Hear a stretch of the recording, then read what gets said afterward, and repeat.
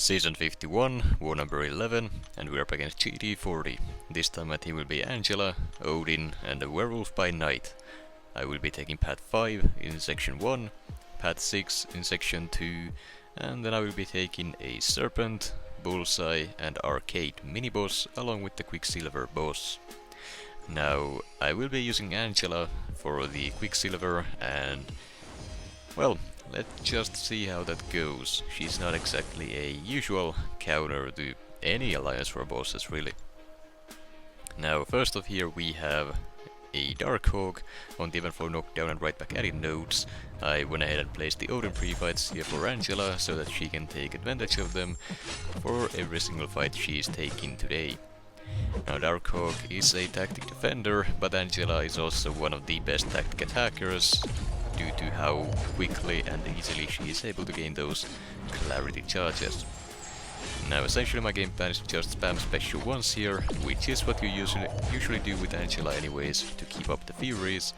And, well, the autoblock phase that Darkhawk has, or the mode I guess, doesn't affect us, since the clarity will be able to shut down the autoblock. Now, the shield mode does also cut down a ton of the damage that Angela would be doing here, so her hits are a lot weaker than they normally are for the majority of the fight, either due to the event flow protection or then due to the shield mode whenever I knock him down. Still, the fight went down pretty quickly, and we are on to the next one. A Nick Fury on the heavy hitter and event flow knockdown nodes, and I will be taking the fight with Werewolf by night. While Angela can take this fight, there's no real reason not to use Wolf here, and I believe Wolf is a stronger option for the second half of this fight, while Nick Fury is in his second life. The main reason for that is because then you don't need to get your openings by baiting special attacks or landing intercepts. You can either use the Howl to become unblockable, or simply use the Howl to gain power to reach your specials and then intercept with those. On top of that, you can deal damage to the opponent without hitting them directly with the Rupture Demons through the block, and that also allows you to essentially ignore the heavy hitter node. Now, the event flow protection node here does suck a bit. It gimps our damage output by both purifying the ruptures whenever the protection comes back, as well as just, well, reducing damage in general while it's up. I'm not really paying too much attention to it though. I just gotta make sure I'm not trying to land a hit on the opponent while they are power stunned, for example, while the timer is ticking over, but other than that, it's just there to be annoying, and that's about it. Now, in the second life, protection here does slow down the Nick Fury's health drain due to his LMD being gone, so the second life also does last a bit longer than usual, but that's not really an issue. Another knockdown there, and down he goes with the ruptures. Nick Fury really suffers these days due to him only being available as a 6-star, though a 7-star Nick Fury will be a problem in BGs and I guess Alliance War on some nodes as well. Would really love a Nick Fury on offense as well, or just general questing myself, but we'll see if that ever happens. Then we have a Sauron on the prowess build up unblockable and superior specials nodes, and I will be taking this fight with Werewolf by night. Again, this is a fight that I could have taken with Angela, but I felt more comfortable taking it with Werewolf, who can just nuke the fight with a special 2, or I guess 2 of them. Now, Werewolf doesn't really counter Sauron in any way, really. He doesn't shut off unblockable, he doesn't do anything to the prowesses, but the one thing he has is damage over time and burst damage, so the regen that Sauron has is not really gonna be a problem. Now, this is a rather risky fight. A single mistake dixing his specials could lead to death, so I wouldn't recommend this matchup unless it's necessary or taken by someone who is very comfortable with Sauron's animations. I managed to get the fight down without a disaster in less than a minute with 2 special 2s, and overall the fight itself isn't too difficult so long as you can just deal with Sauron's animations, I guess.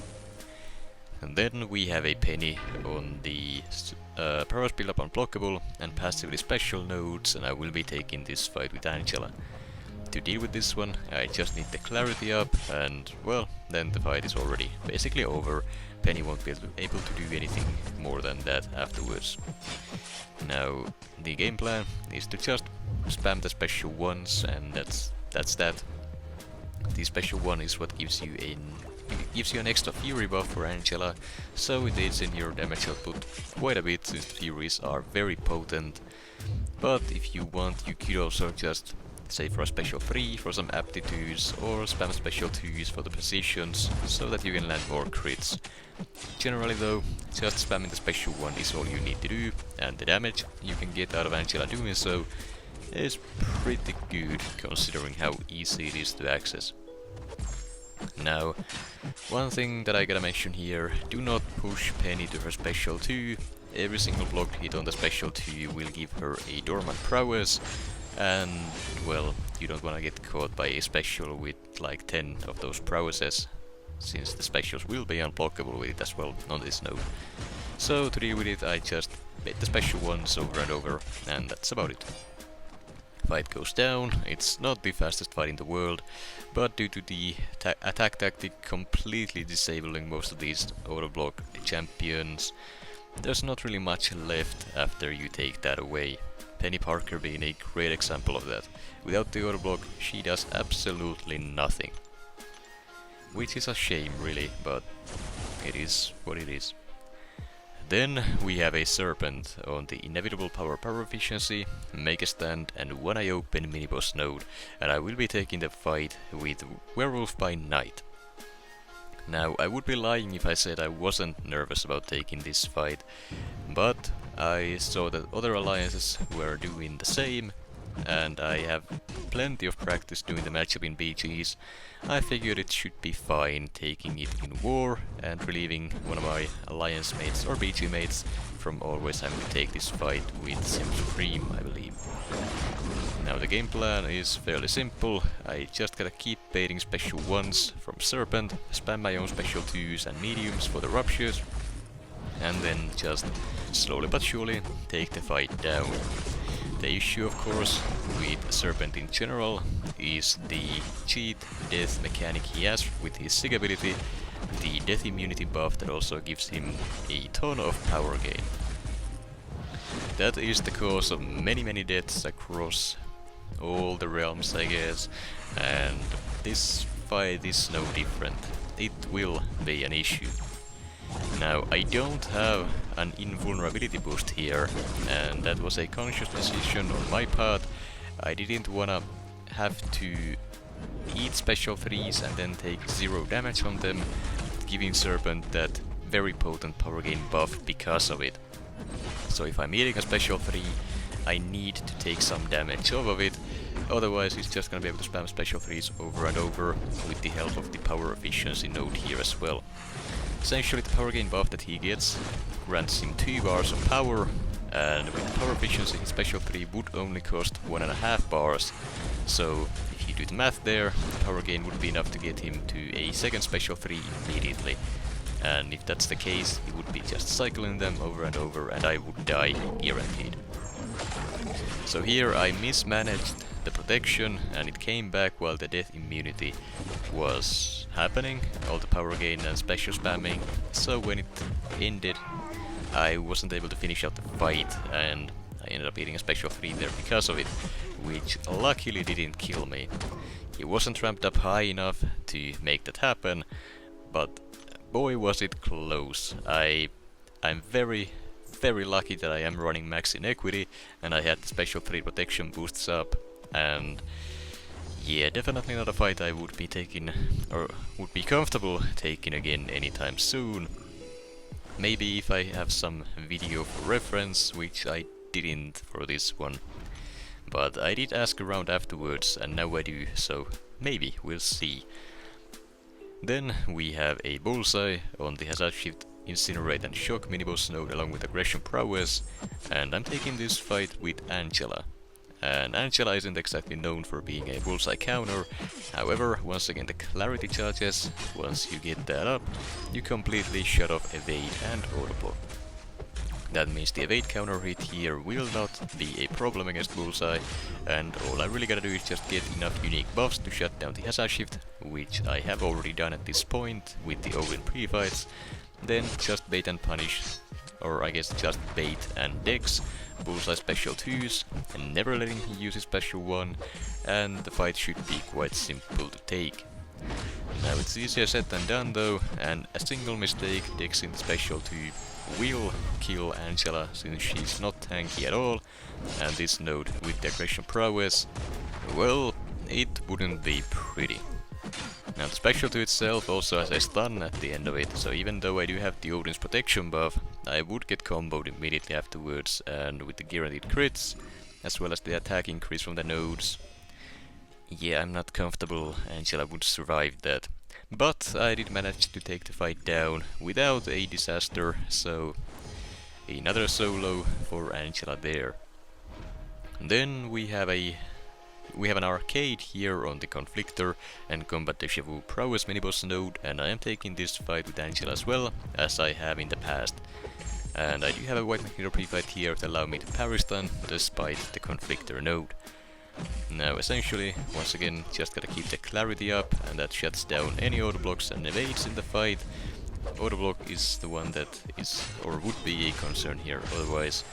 And then just not use specials throughout the whole fight, which I somehow forgot while doing it. So yeah, I have no boosts to protect me from the special 3 other than the special protection boost, I guess, not the invulnerability, so I did end up eating the special 3 there by being stupid and throwing my special, which inflicts debuffs, and then pushing him to special 3 with that. Now to my surprise, the special 3 did nothing for damage. I survived it with like 90% health, and the indefinite damaging debuff that follows also was quite weak. So I didn't end up really getting punished too hard for it, but boy did my heart drop when I pushed him red with that special 1. I was sure I was dead, especially after that Serpent fight. Now let's just see how this boss fight will go then. So here we have the final fight of this war, a Quicksilver boss that I will be taking with Angela, and yeah, Angela is not really known for killing any war bosses, but she has the clarity from the attack tactics, so this should be fine. But I get parried immediately with an auto block and comboed, and now I have so many whiplash on me that I gotta get off before they expire. And if you slow it down here, if I didn't land that final parry there, he would have expired the final whiplash on me and it would have killed me. Me dying there was a few frames away from happening, and I managed to survive somehow by landing a last minute reparry. And now it's a very dicey fight moving forward.